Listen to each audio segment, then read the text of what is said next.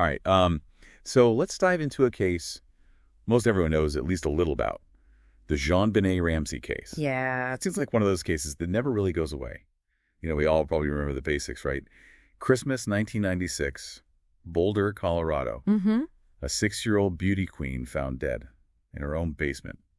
But with this deep dive, we're not just revisiting the headlines. We're going to unpack the psychology, the forensics, and the media frenzy that still surrounds this case, even decades later. You're absolutely right. It's a case that continues to grip the public imagination. And I think with the sources you gathered, we can really get into the nuances that make it so compelling and so perplexing. Exactly. We're going to examine the key players, the evidence, and the theories, but also those intriguing details that often get overlooked. Yeah, because sometimes those seemingly insignificant details are the ones that hold the key to understanding the bigger picture. Yeah. So to start, let's talk about JonBenét herself. Okay. We all saw those images, the blonde curls, the pageant smile. But who was she beyond the persona created for the stage? Well, the sources paint a picture of a vibrant child, talented, energetic, seemingly happy performing. But it's impossible to ignore the context of child beauty pageants. They were, and still are, a subject of debate.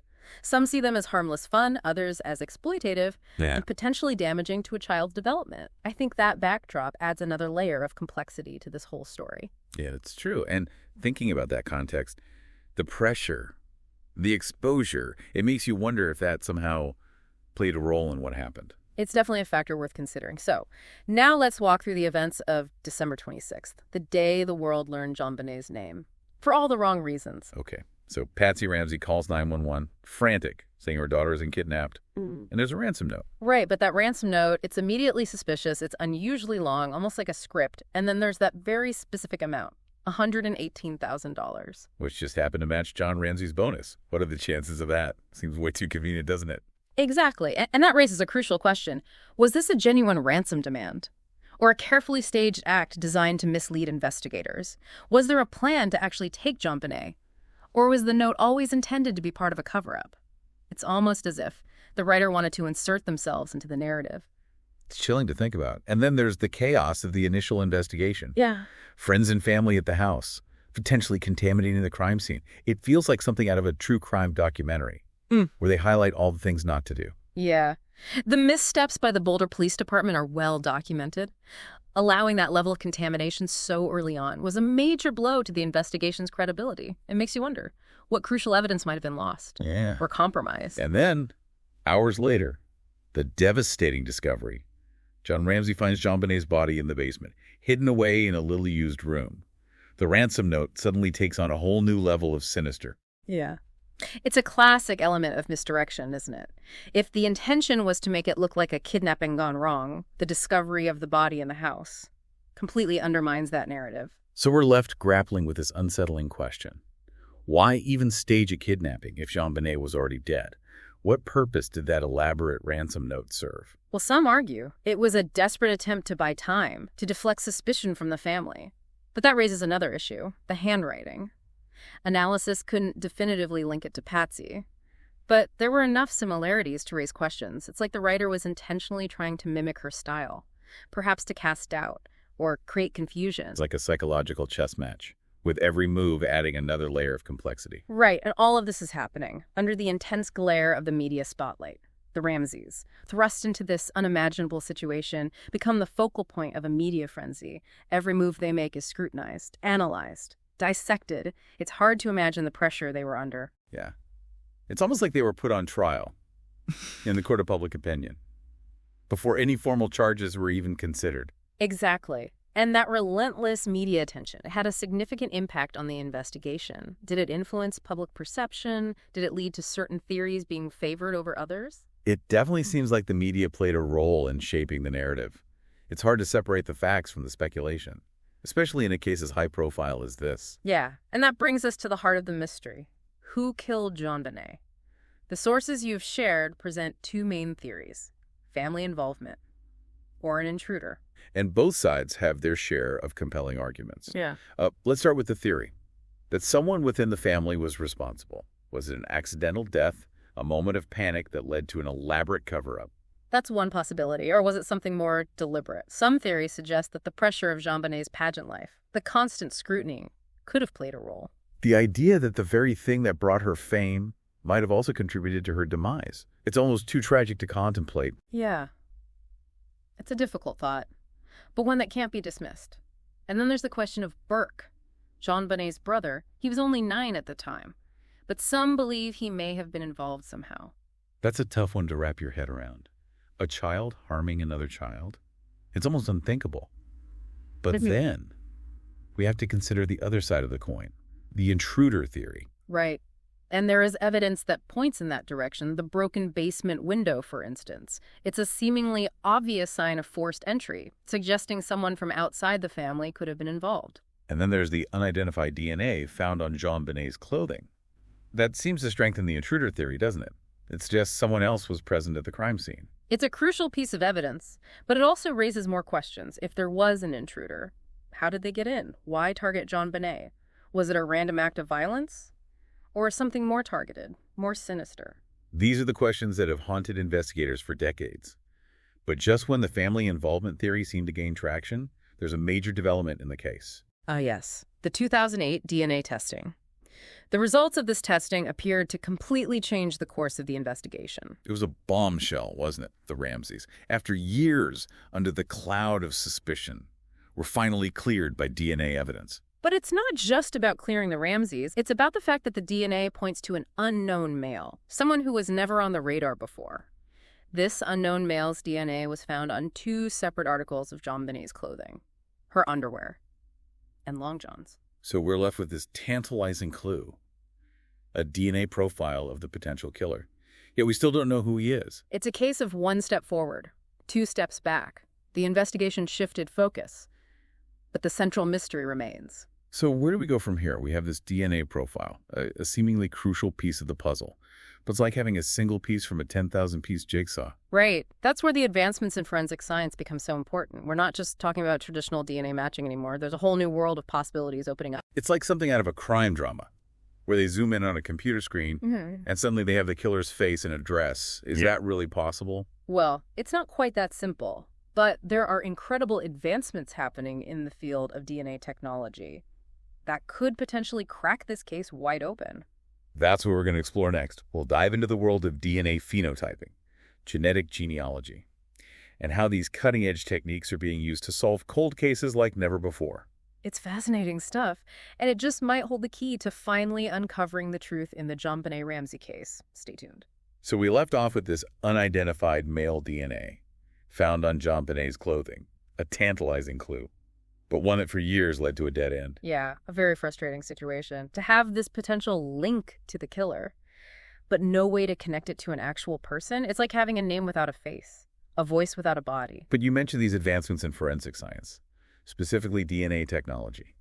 Is it really possible that after all these years, this cold case could be cracked wide open, thanks to science? Well, the possibilities are truly remarkable. What was once considered science fiction is becoming reality. We're now able to extract incredible amounts of information from even the tiniest traces of DNA. Okay, break it down for me. What kind of information are we talking about? Imagine being able to predict a person's physical appearance based solely on their DNA, their ancestry, hair color, eye color, skin tone, even the shape of their face. That's the power of DNA phenotyping. So they could potentially create a composite image of this unknown male, based solely on the DNA found at the crime scene. Exactly. It's not a perfect system, but it's incredibly helpful in narrowing down the possibilities and generating leads for investigators. That's amazing. It's like having a sketch artist who can work on a molecular level. Yeah. But what about actually finding this person? How do you go from a DNA profile to a name, an address, an arrest? That's where genetic genealogy comes in. It's a relatively new technique that's revolutionizing the way we solve cold cases. Essentially, it's like using DNA to build a family tree. So they compare the unknown male's DNA to public databases, like those ancestry websites people use to trace their lineage. Precisely. And if they find a match, even a distant relative, they can start building out a family tree, narrowing down the possibilities until they hopefully zero in on the individual who left that DNA at the crime scene. It's like a high-stakes game of connect the dots, using DNA as the guide. But what if the killer's family members haven't uploaded their DNA to one of those databases? It seems like a long shot that they'd get lucky enough to find a match. It's true, there's always that possibility. But these databases are growing exponentially. Millions of people are adding their DNA every year, driven by curiosity about their ancestry or a desire to connect with distant relatives. So as these databases grow, the chances of finding a match, even a partial one, increase dramatically. Exactly. It's a numbers game. Yeah. And the more people who participate, the more powerful this tool becomes for solving crimes. It's also important to note that law enforcement agencies are developing their own DNA databases, specifically for forensic purposes. So there's a chance this unknown male's DNA is already in one of these databases. Yeah. Just waiting to be discovered. It's definitely possible. And even if it's not there yet, it's only a matter of time. It's like the walls are closing in. Yeah. Even after all these years, it's hard to imagine what it must be like for someone who committed a crime decades ago, Yeah. thinking they got away with it, to suddenly realize that their past is catching up with them. Yeah. It's a testament to the power of science and the unwavering pursuit of justice. No matter how much time has passed, the truth has a way of surfacing.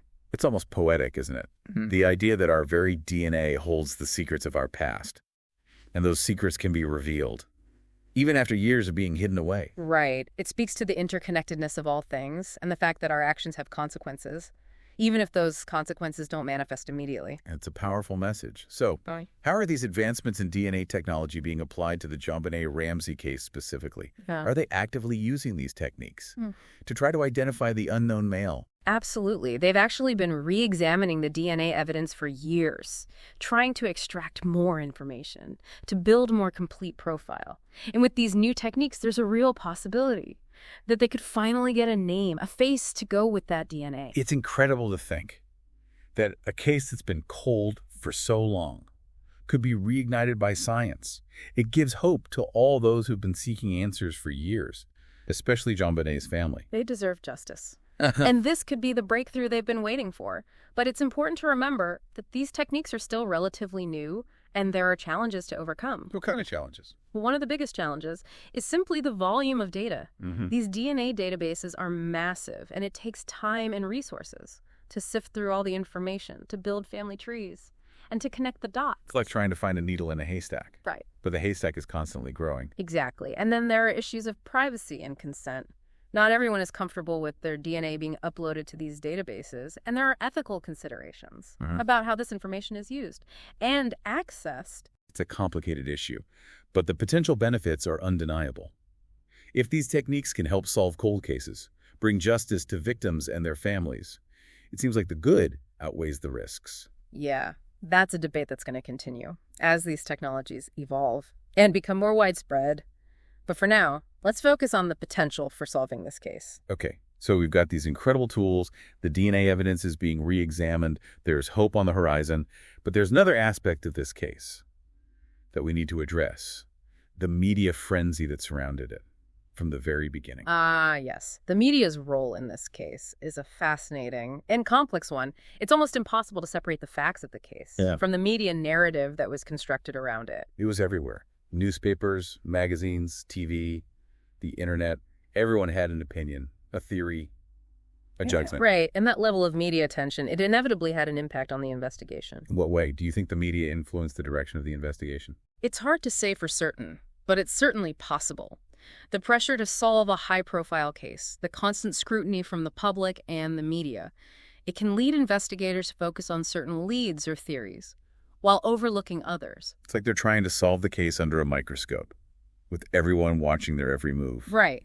And the media's portrayal of the suspects, in this case the Ramseys, it can create biases, even subconsciously. Once a certain narrative takes hold in the public imagination, it's difficult to shake it loose, even if evidence emerges that contradicts it. That's scary. It's like the media has the power to shape not just public opinion, but also the course of justice. It's a powerful force, and one that needs to be considered when analyzing any high-profile case. It makes you wonder if things would have played out differently if this case hadn't been so heavily covered by the media. It's an interesting thought experiment. Would investigators have felt the same pressure to find a quick resolution? Would they have been more open to exploring different theories, different suspects? And what about the Ramseys themselves? Would they have been subjected to the same level of scrutiny, The same accusations and judgments, if the media hadn't been so fixated on their every move. It's impossible to know for sure, but it's certainly worth considering. It's a reminder that even in the pursuit of justice, we need to be mindful of the influence of external forces, especially the media. And that we should always strive to be critical thinkers, to question the narratives that are presented to us, and to base our judgments on evidence, not on speculation or hearsay. Well said. It's a lesson that applies to all of us, not just in the context of this case, but in all aspects of our lives. We're bombarded with information from so many sources these days. It's more important than ever to develop those critical thinking skills, to be discerning consumers of information. So let's take a step back and try to piece together what we've learned so far. We have a tragic case.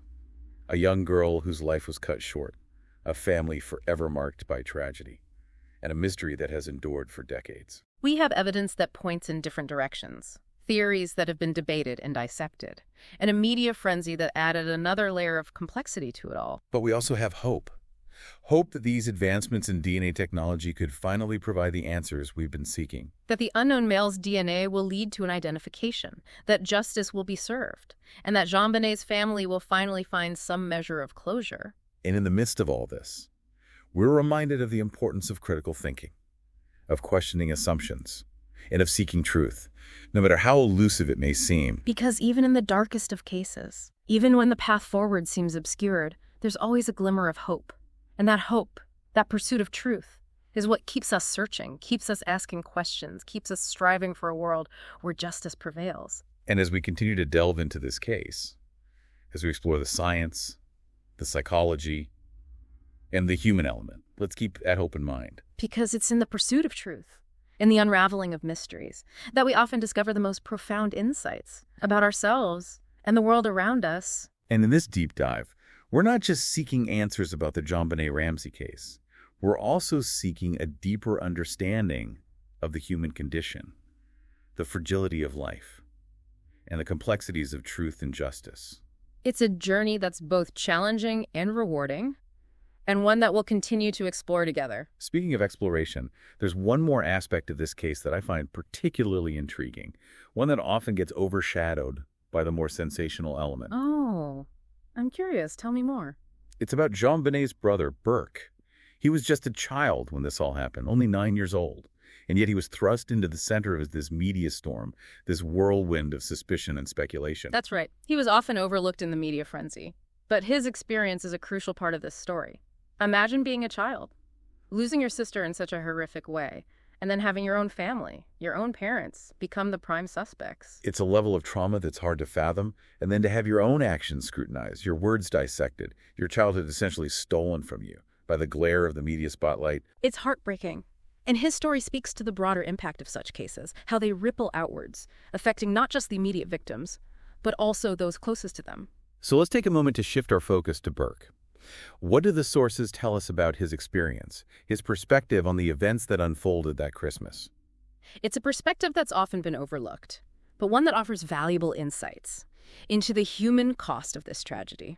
And in understanding his story, we might gain a deeper understanding of the case itself.